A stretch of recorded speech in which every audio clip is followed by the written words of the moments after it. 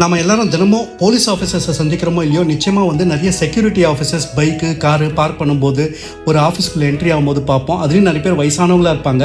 அவங்களுக்கு நம்ம டிப்ஸ் கொடுக்கணும்னு நினைப்போம். ஆனால் அந்த சமயம் தான் நம்ம பாக்கெட்டில் 500 1000 இருக்கும், இல்லாட்டி சில்லறை சுத்தமாக இருக்காது. இந்த சூழ்நிலையில் நுங்கப்பாக்கத்தில் இருக்கிற கிரசன்ட் ஹோட்டலில் ஆறுமுகம் அப்படின்ற ஒரு செக்யூரிட்டி கழுத்துலேயே வந்து யூபிஐ கோட் மாட்டிட்டு எல்லாருக்கிட்டையும் வந்து வேலை செஞ்சு முடிச்சுட்டு அருமையாக டிப்ஸ் வாங்கிட்டு இருந்தார். எனக்கு நேட்டிவ் சேலம் சார், எனக்கு சேலமங்கலம் ஆறுமுகம்.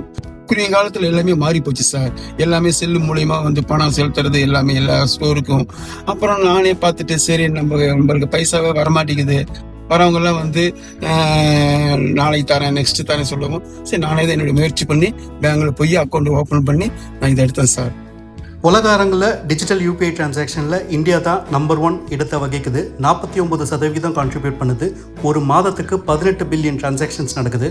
உங்கள் வியாபாரத்துக்கு யூபிஐ ஃபெசிலிட்டி இருக்கா?